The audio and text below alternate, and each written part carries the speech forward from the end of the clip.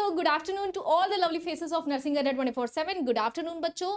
आज भाई हम इस वीडियो में बात करने वाले हैं आपके आरएमएल से रिलेटेड स्ट्रैटेजीज। बहुत सारे बच्चों ने कमेंट सेक्शन में बोला कि मैम आरएमएल का जो एग्जाम होता है वो उसका अगर हम पैटर्न की बात करें तो क्या पैटर्न हमें अप्लाई करना चाहिए, किस टाइप की स्ट्रैटेजी की। क्योंकि बच्चों हम कल परसों से ये चीज सुनते आ रहे हैं कि स्ट्रैटेजी स्ट्रैटेजी स्ट्रैटेजी, ठीक है। स्ट्रैटेजी है जो आपको आपके सपनों तक, उसको छूने तक आपको पहुंचा सकती है। तो अगर एक कुमुलेटिव, एक अच्छा स्ट्रैटेजी पैटर्न आप अपने एग्जाम में, एग्जाम की तैयारी करने के लिए अप्लाई कर रहे हो तो आपको एक सीधा सीधा रास्ता मिल जाता है अपने अचीवमेंट्स की तरफ जाने के लिए, ठीक है। रेदर देन कि आप घूम घूम के इधर उधर क्या करोगे, अपना टाइम वेस्ट करोगे और साथ साथ आप फ्रस्ट्रेट होते चले जाते हो, परेशान होते चले जाते हो। तो in this video I am going to tell you about what is the strategy we can apply for the RML nursing exam, ठीक है। अभी जो आपका राम मनोहर लोहिया का बच्चों 4/2022 पोस्ट के लिए आपका जो वैकेंसी आई है उसके लिए बहुत सारे बच्चे जो लाइक वनरेबल है, जो फैमिलियर है, जिनको पता है कि आरएमएल कैसे पेपर कंडक्ट कराता है, या फिर जो बच्चे अनफैमिलियर हैं उनको बिल्कुल भी परेशान होने की जरूरत नहीं है। बिकॉज ये जो रोड मैप मैं आपको बताने वाली हूं भाई, आप कहां से शुरू करोगे और कहां तक आपको जाना है ताकि आप आरएमएल में एक सीट अपनी पक्की कर पाओ, ठीक है। तो इस वीडियो में बच्चों हम उस चीज के बारे में बात करने वाले हैं। तो यहाँ पे आप मेरे पीछे देख पा रहे होगे बड़ा सा लिखा हुआ है complete road map for RML. Ram Manohar Lohia की जो नर्सिंग ऑफिसर की बच्चों पद निकाली गई है, उस पद में एक सीट, एक छोटी सी सीट आपके लिए भी हो जाए, उसके लिए हम जो आपको बताने जा रहे हैं वो चीज आपको क्या करनी है। अगर आप अपने जीवन में उतार लेंगे, अगर आपको लगता है कि इस टाइप से आप चीजों को आगे कर सकते हो, अच्छे से आपका स्ट्रैटेजी पैटर्न ये बन सकता है और इसको अपने लाइफ में अगर आप इन्वॉल्व करेंगे तो शायद आप क्या कर पाएंगे और अच्छे तरीके से मोटिवेट हो पाओगे। और ये जो राम मनोहर लोहिया का आपका पद है उसमें से एक पोस्ट भाई आपके नाम की भी हो जाएगी, ठीक है। तो चलिए बच्चे, आज का जो हमारा पॉइंट है वो पॉइंट ही ये है कि कंप्लीट रोड मैप अगर हम सोचे तो क्या रहेगा। बहुत सारे बच्चों ने बोला कि मैम ये जो आपका पोस्ट है, इन पोस्ट में किस टाइप की चीजें देखने को मिलती हैं, क्या हम ऐसा क्या कर लेंगे कि जो है हमारा एग्जाम जो है वो क्लियर हो जाए, ठीक है भाई। तो यहाँ पे बच्चों मैं कुछ नया नहीं बताऊंगी, ठीक है, मैं कुछ नया नहीं बताऊंगी, मैं बस एक हटके एक तरीका बताना चाहती हूँ कि जैसे अगर आपको लगता है कि ये सारी चीजें तो हम ऑलरेडी अपने लाइफ में कर रहे होते हैं, बट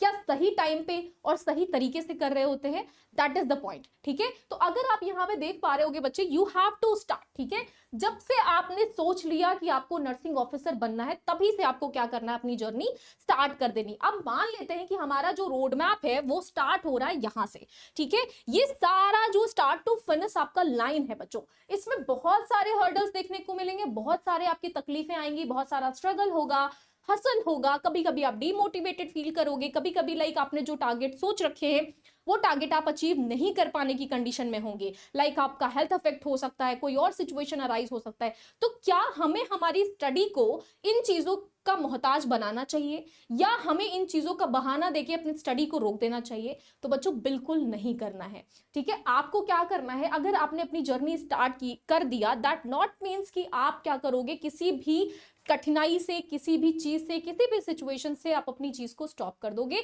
अगर आपने स्टार्ट कर दिया है तो भाई आपको यहाँ पे बच्चे सिर्फ क्या देखने को, क्या करना है वो चीज मैं आपको यहाँ पे बताने वाली हूँ। फर्स्ट आपको बच्चों अगर मैं बात करूं तो कॉन्सेप्ट और कंप्लीट थ्योरी के बारे में आपको सबसे पहले पता होना चाहिए। स्टेप बाय स्टेप अगर किसी चीज को अचीव करने के लिए आगे बढ़ोगे तो कभी भी परेशान नहीं होगे, ठीक है। अगर आपको लगता है कि चलो ये भी कर लिया, विद इन अ सेकेंड ये भी कर लिया, विद इन 30 मिनट ये भी करके देख लेते, आज मॉक टेस्ट कर लेते, आज ये कर लेते, नहीं, आपको बैठना पड़ेगा, आपको सोचना पड़ेगा, आपको अपनी प्लानिंग करनी पड़ेगी बच्चे, ताकि आप जीरो से स्टार्ट करके वो जो 100 पॉइंट का जो एक नोट होता है उस नोट तक पहुंच पाओ। तो सबसे पहले विदाउट एनी डिस्ट्रैक्शन आपको क्या करना पड़ेगा बच्चों, you have to clear your concept and complete theory.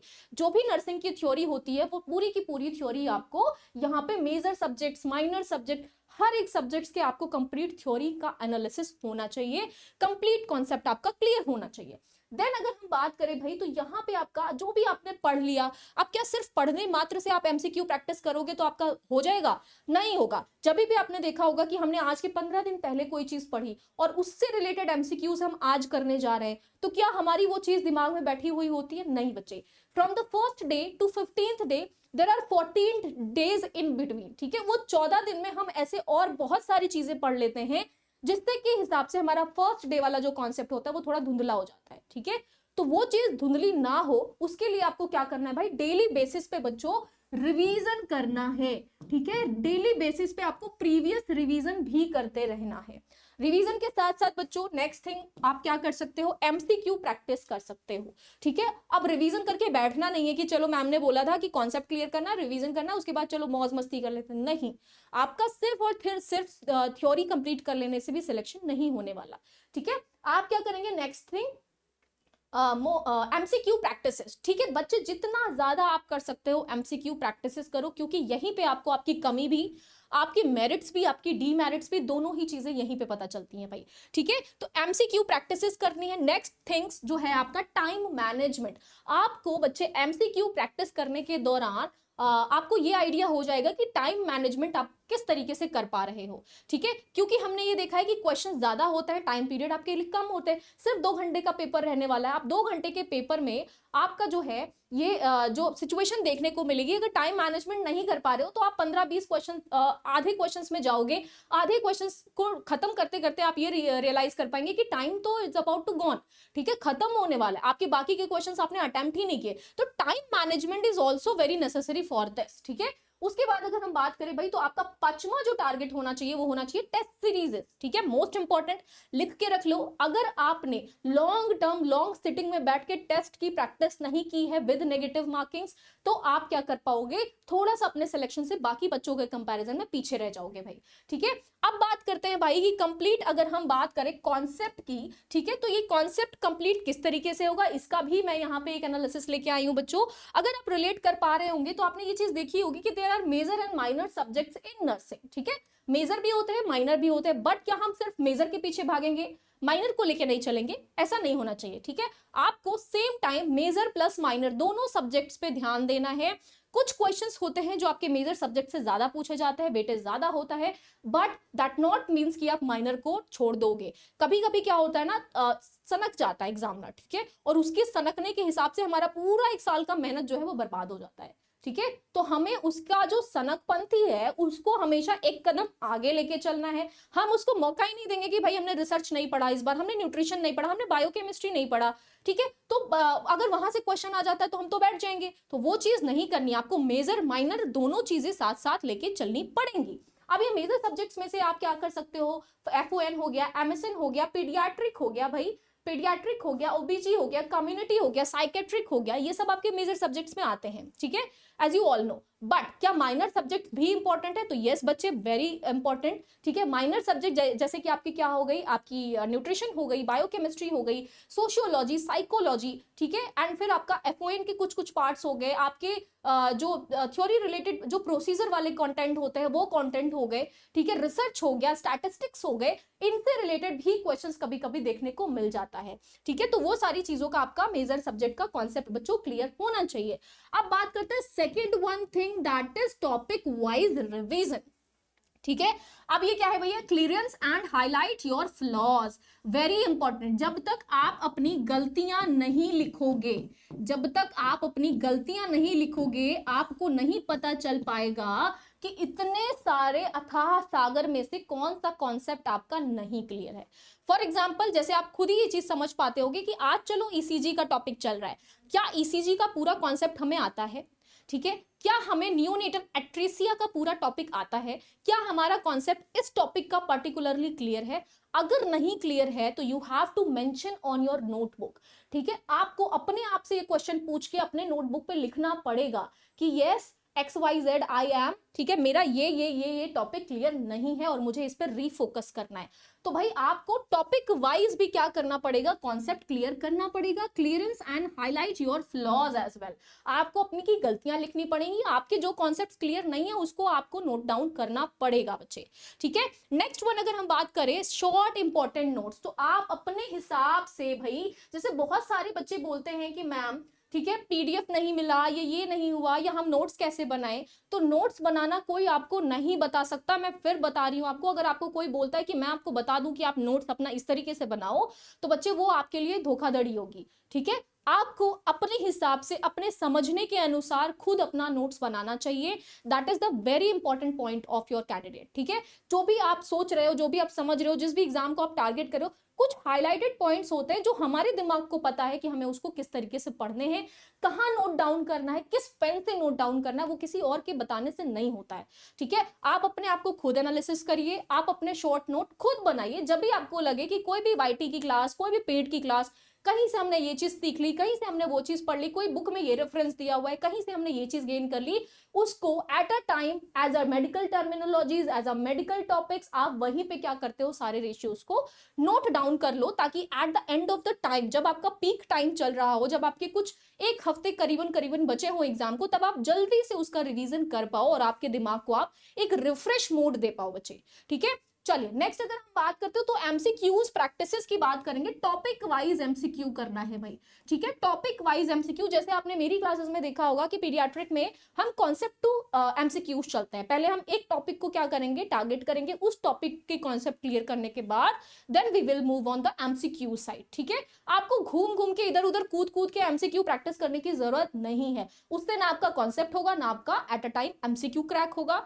और आप इससे एग्जाम में भी पीछे रह सकते हो। तो हमेशा टारगेट करो कि टॉपिक वाइज एमसीक्यू प्रैक्टिस आपको करनी है, and after that you have to revision as well. आपको बच्चे पर्टिकुलर टॉपिक का रिवीजन भी करते रहना है। ठीक है, ये नहीं कि आज हमने 15 दिन पहले वाला टॉपिक आज रिवाइज किया, अब सीधा जब एग्जाम आने वाला होगा तब हम रिवाइज करेंगे, नो।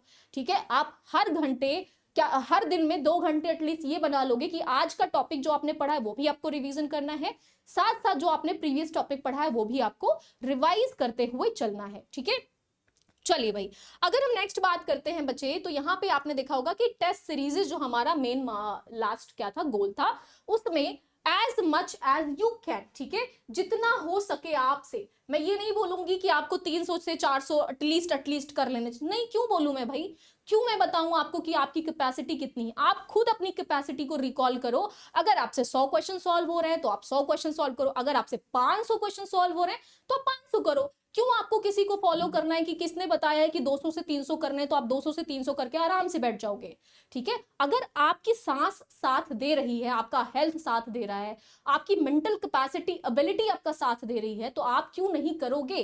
ठीक है, सिलेक्शन आपको चाहिए, तो आप अगर जितना कर सकते हो as much as you can, जितनी आपकी कैपेसिटी है उतना एमसीक्यू आपको बच्चे प्रैक्टिस करनी पड़ेगी। ठीक है, उसके बाद अगर मैं बात करूं तो रीथिंक यानी कि self actualization on the concept.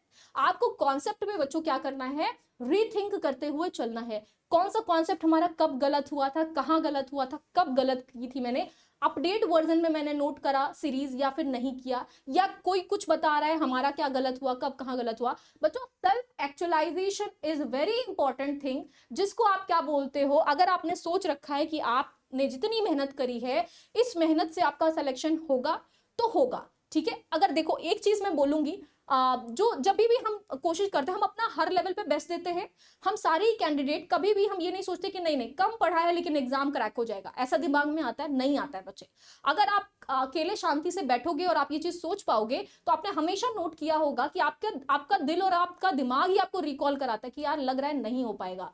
इसलिए नहीं हो पाएगा कि सोच रहे हैं हम नेगेटिव, इसलिए क्योंकि हमें पता है कि हमने उतनी मेहनत नहीं की है। ठीक है, तो आपको self actualization on the concept बच्चों करते रहना पड़ेगा।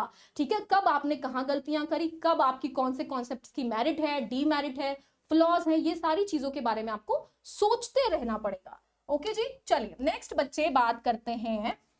बहुत सारे बच्चे होते हैं जो एग्जाम के नाम से ही घबरा जाते हैं, एग्जाम के नाम से ही घबरा जाते हैं। तो बच्चों हमेशा याद रखना, यू नेवर नो, अगर आपको ऐसा लग रहा है कि नहीं हो रहा है, बहुत ट्राई कर रहे हैं, बहुत हाथ पैर मार रहे हैं, ये एग्जाम को टारगेट कर रहे हैं बट नहीं हो रहा है, मैम मैं सच बताऊं मैंने बहुत मेहनत करी बट नहीं हो रहा है, तो देखो हमेशा अपने आप को, अपने मैनिफेस्टेशन को हमेशा ऊपर रखना है अपने थॉट से। ठीक है, अगर आप अपने आप को लेके पॉजिटिव हो तो आप क्रैक कर जाओगे। ठीक है भाई, अगर ये चीज आपने दिमाग में बिठा ली कि अभी नहीं तो कभी नहीं, ठीक है, तो आपको बीट करने से एग्जाम कोई भी नहीं रोक सकता। बच्चों आज नहीं करोगे तो कब करोगे, बुढ़े होने के बाद करोगे क्या। ठीक है, कब, किसको पता है भाई, 4 दिन की जिंदगी है, किसको पता है कि कब कर पाओगे आप। अगर आज आपने मैनिफेस्ट नहीं किया, अगर आज आपने अपने आप को याद नहीं दिलाया कि आप कर सकते हो, तो आप कभी भी नहीं कर पाओगे। ठीक है, सच है लेकिन कड़वा है, पर सुनना पड़ेगा आपको। 3 महीने में सिलेबस खत्म करना तो आसान नहीं है। बहुत सारे बच्चे बोलते हैं अरे ये तो बोल रहे 3 महीने में खत्म कर देंगे, तो बोल रहे 6 महीने में, बट ये तो सोचो कि नहीं है, विच इज राइट। ठीक है, सही बोल रहे हो कि नहीं है भाई, बहुत है नर्सिंग का सिलेबस, इतना ज्यादा है कि आप उसको 3 साल भी पढ़ सकते हो, 2 साल भी पढ़ सकते हो, 1 साल भी पढ़ सकते हो, लोग 6 महीने भी पढ़ के क्रैक कर लेते हैं। वो जो 6 महीने पढ़ के क्रैक कर रहे हैं, हमें उन्हें फॉलो करना है। हमें उन्हें फॉलो नहीं करना जो 3-3 साल तक उसको रिवाइज करते रह रहे हैं। ठीक है बच्चे, 3 महीने में सिलेबस खत्म करना आसान नहीं होता है, लेकिन नामुमकिन भी नहीं है। नामुमकिन, आपको अपने आप को थोड़ा पुश ही तो करना है, थोड़ा और ज्यादा पुश ही तो करना है, तो करो ना, कब करोगे? ठीक है भाई। अब देखिए भाई, अगर हमने क्या करा, हमने एक पॉइंट कर लिया कि 10 से 12 घंटे जो है वो क्लासेस और प्लस आपको रिवीजन करना है, तो करना है, you have to do it. अगर आप ये नहीं कर पा रहे हो, दैट मीन्स कि आप अपने आप को कंपटीशन से बहुत ज्यादा पीछे कर रहे हो। ठीक है, अब स्मार्ट स्टडी या फिर स्ट्रैटेजी क्या होगी, जिसके बारे में मैं हमेशा बोलती हूँ कि भाई स्मार्ट स्टडी करो, स्मार्ट स्ट्रैटेजी होनी चाहिए। तो उसके बारे में अगर हम देखें तो 3 चीज आपको फॉलो करनी है। सबसे पहले तो फोकस, दूसरी चीज स्किप करने की टेंडेंसी, तीसरी चीज भाई टारगेट। ठीक है, फोकस मतलब क्या, हमें सिर्फ और सिर्फ उन क्वेश्चंस को फोकस करना है जो हमें आते हैं। ठीक है, हमें वेटेज वाले सब्जेक्ट्स को ज्यादा फॉलो करना है। मैंने ये तो बोला कि मेजर और माइनर दोनों साथ साथ लेके चलना है, बट क्या आप अपने दिमाग को ये चीज बता सकते हो कि नहीं नहीं माइनर माइक्रोबायोलॉजी से क्वेश्चंस नहीं आते, 1 या 2 आते, तो चलो मतलब 15-16 दिन, 20 दिन, 25 दिन हम माइक्रोबायोलॉजी पढ़ लेते हैं? नहीं, हमें इतना ही टाइम देना है जितनी उसकी टेंडेंसी है। ठीक है, तो हमेशा फोकस आपको क्या करना है भाई, 20% उन क्वेश्चंस पे देना है जिनका वेटेज 80% होता है। ठीक है, यहाँ पे भी 80-20 का रेशियो, भाई 80-20 का रेशियो क्या कहता है, अगर मैं अपनी भाषा में 80-20 बोलूं तो यहाँ पे जो रेशियो है ना, वो रेशियो क्या है? ठीक है, अगर मैं अपनी भाषा में बोलूं तो 80-20 रेशियो बच्चों क्या है कि आपको 20% जो वेटेज वाले सब्जेक्ट्स हैं, ठीक है, लाइक आपके मेजर सब्जेक्ट जो है, जिनसे 80% क्वेश्चंस पूछे जाते हैं। ठीक है भाई, 80% क्वेश्चंस पूछे जाते हैं, उन पे ज्यादा समय देना है। उन पे बच्चों हमेशा ज्यादा समय देना है इन कंपैरिजन टू जो 20% क्वेश्चंस पूछे जाते हैं। ठीक है, जो 20% क्वेश्चंस पूछे जाते हैं भाई। ठीक है, अब अगर आप ये सोचो कि आपने 20% को ज्यादा टारगेट किया और 80% छोड़ दिया, तो आप क्या समझ पा रहे हो आपसे कितनी बड़ी भूल हो सकती है, कितना कुछ आप छोड़ दोगे। हम बहुत ज्यादा पढ़ने के चक्कर में वो चीजें छोड़ देते हैं जो एग्जाम एक्चुअली डिमांड करता है, जो एग्जाम एक्चुअली आपसे क्वेश्चंस पूछता है, वो ही हम स्किप करके बाकी सारी चीजें पढ़ लेते हैं। ठीक है, दूसरी चीज जो है बच्चे, मोस्ट इंपॉर्टेंट, जो बच्चे शायद अभी तक अपने दिमाग में अडेप्ट नहीं कर पाए हैं, स्किप करने की टेंडेंसी। अगर आपको नहीं आ रहा है तो डोंट बी ओवर स्मार्ट, बहुत ओवर स्मार्ट बनने की जरूरत नहीं, ये भी करके जाएंगे हम, ये भी करके जाने की जरूरत नहीं, उसको स्किप करो ना यार, स्किप करो, आगे बढ़ो। वो एक गलती आपकी, एक क्वेश्चन अटेम्प्ट करने का तरीका जो आपको शायद नहीं आ रहा है, वो आपके माइनस मार्किंग को क्या करेगा, बुलावा दे देगा। ठीक है, और आपको बहुत दूर कर देगा आपके सिलेक्शन से। ठीक है भाई, नेक्स्ट जो चीज है वो है हमारी टारगेट। ठीक है, टारगेट सेट करना। टारगेट क्या होगा आपका, पहला जो होगा वो होगा daily revision on daily basis. ठीक है, प्लस आपके प्रीवियस जो क्वेश्चंस होंगे, टॉपिक्स होंगे, कॉन्सेप्ट्स होंगे, उनको आप क्या करोगे, डेली रिवीजन करोगे। सेकंड थिंग जो मैं बोल रही हूँ वो ये है कि डेली मॉक टेस्ट, आपको भाई डेली मॉक टेस्ट देना है। कितना देना है, इट डिपेंड्स ऑन यू, जितना दे सकते हो उतना दो। ठीक है, सॉल्व ऑल पीवाईक्यूज, भैया जिस भी एग्जाम को आप टारगेट कर रहे हो उससे रिलेटेड आपको पीवाईक्यू सॉल्व करना बहुत मस्ट है। इससे आपके दिमाग को क्लियरेंस मिलती है कि एग्जाम किस लेवल का या किस टाइप का आपके क्वेश्चंस जो है वो एग्जाम में पूछता है। ठीक है, किस टाइप के आपके मॉडरेट, माइल्ड, सीवियर, किस लेवल के क्वेश्चंस पूछे जाते हैं। अगर फोर्थ वन हम बात करें क्वेश्चन प्रैक्टिस, तो जितना क्वेश्चन प्रैक्टिस कर सकते हो बच्चों करो, इससे आपका कुछ भी नुकसान नहीं होगा, सिर्फ और सिर्फ आपकी टाइम मैनेजमेंट ही इनहैंस होगी। ठीक है भाई, टाइम मैनेजमेंट ही इनहैंस होगी। अब जब टाइम मैनेजमेंट की हमने बात कर ली है तो थोड़ा सा देख लेते हैं कि क्या है मेरे अकॉर्डिंग। तो मेरा, अगर मैं कैंडिडेट हूं तो मैं ये टाइम पीरियड जो है वो फॉलो करूंगी। मैं आपको ये नहीं बता रही कि 7:30 बजे आपको ब्रेकफास्ट कर लेना है, आपको 5 बजे उठ जाना है, आपको जॉगिंग जाना है, आपको रनिंग जाना है, आपको पढ़ना है, आपको रिवीजन करना है, इस घंटे बैठ के ये कर लेना है।